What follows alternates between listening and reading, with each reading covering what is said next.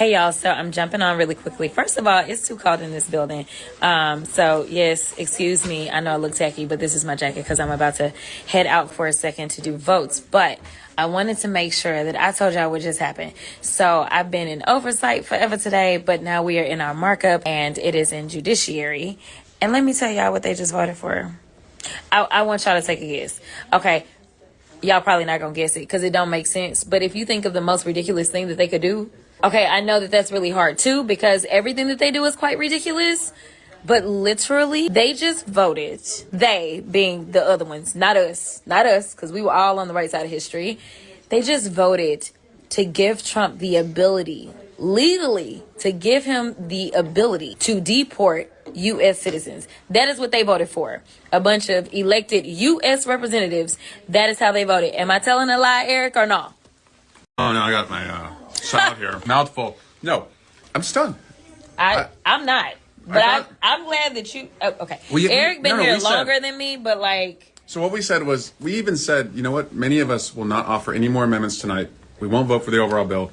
But if you agree to this, we'll drop any other amendments. We'll take the win that this would be in the bill, that you would agree U.S. citizens can't be deported.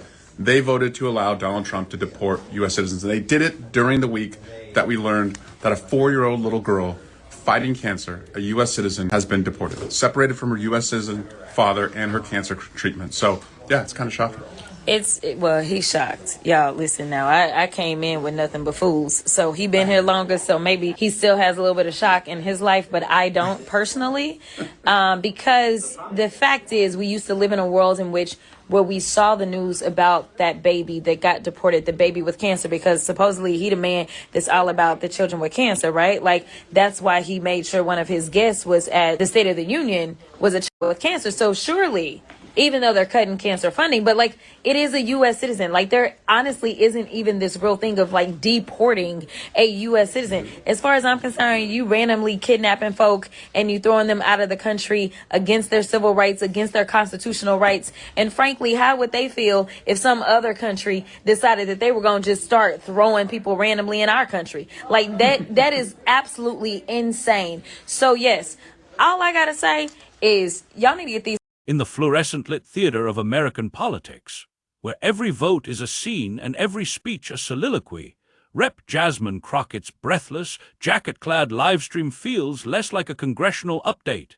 and more like a Michael Moore documentary gone rogue, raw, urgent, and pulsing with the kind of righteous indignation that could light up a Capitol dome gone dark. Picture it, Crockett, the Texas Democrat with a preacher's fire and a comedian's wit, stepping into the digital spotlight to expose a Republican vote that sounds like it was ripped from the pages of a dystopian script. Crockett, a 44-year-old Dallas dynamo, has emerged as a Democratic star, her biting wit and unapologetic candor turning committee hearings into viral moments that ricochet from MSNBC to She's the congresswoman who turned Marjorie Taylor Greene's fake eyelashes jab into a legendary bleach-blonde, bad-built butch body comeback, a line that's half roast, half revolution. Her latest act, a live-streamed tirade delivered in a chilly Capitol hallway, exposing a Republican-led vote in the House Judiciary Committee to grant Trump the authority to strip U.S. citizens of their birthright and cast them into exile. It's a move so audacious it feels like a fever dream, yet Crockett's recounting, equal parts shock, sarcasm, and sorrow, grounds it in a reality that's all too plausible in 2025's America. The vote, she argues, isn't just policy. It's a betrayal, a reminder that Trump's second term isn't about governance.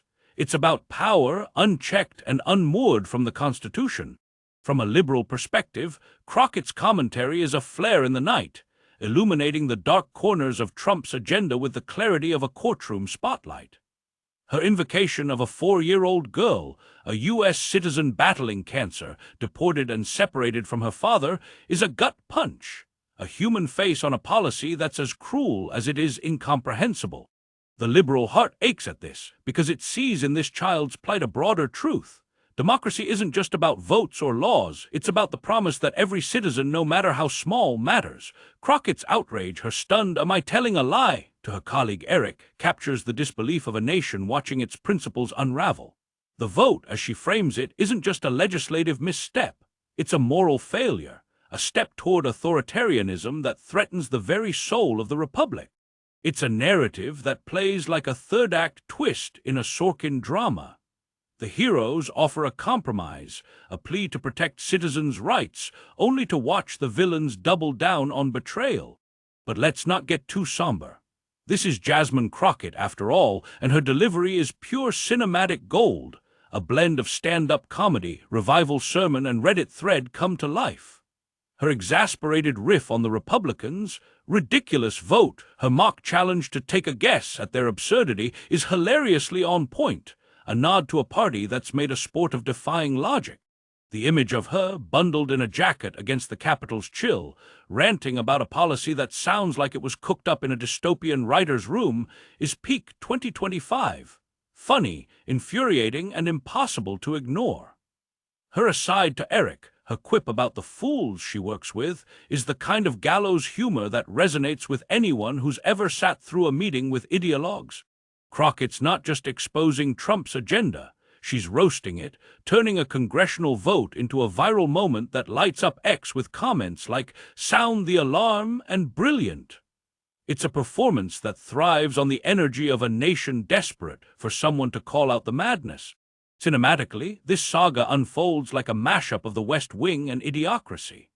Crockett is the crusading idealist, wielding truth like a sword in a chamber of cowards, while Trump looms as the larger-than-life antagonist, a showman whose every move, from West Point rants about yachts and drag shows to executive orders that shred constitutional norms, feels like a plot to dismantle democracy itself.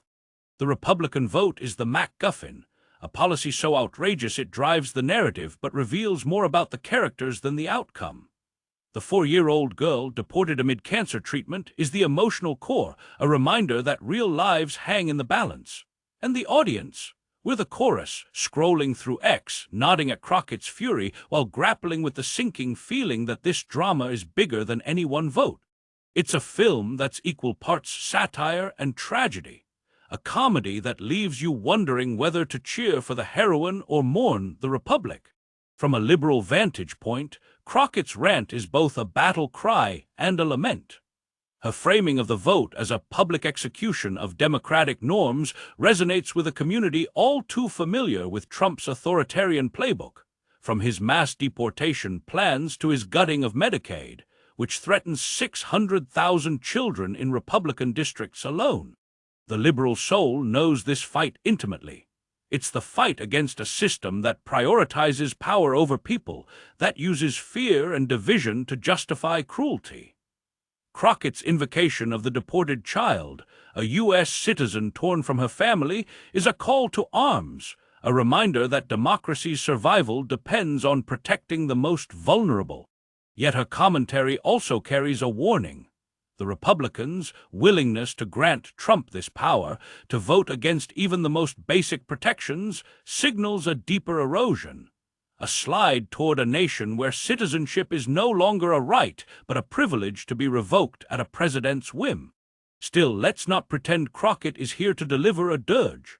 Her rant is a performance, a high-wire act of wit and wrath that thrives on the energy of her audience.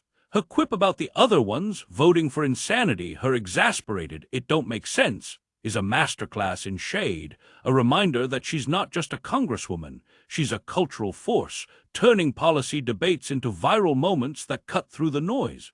Her aside about the Capitol's chill, her jacket-clad urgency, is the kind of human touch that makes her relatable, a politician who feels like your friend venting over coffee. X posts amplify this, with users like @ReallyAmerican1 praising her for wielding a Trump-friendly Supreme Court ruling to defend due process, a move as savvy as it is righteous. Crockett's not just exposing Trump's agenda, she's rewriting the script, casting herself as the hero who refuses to let democracy's lights go out. This feels like the second act of a sprawling political thriller, where the heroine uncovers the conspiracy but realizes the fight is just beginning. Crockett is the protagonist, flawed but fearless, while Trump and his Republican enablers are the villains, plotting in plain sight. The vote to allow citizen deportations is the turning point, a moment where the stakes become existential. The audience is left to grapple with the moral ambiguity. Will Crockett's defiance rally the resistance, or will it be drowned out by a Congress that traded principle for power? It's a question that hangs over every frame, a tension that makes Crockett's rant both infuriating and irresistible.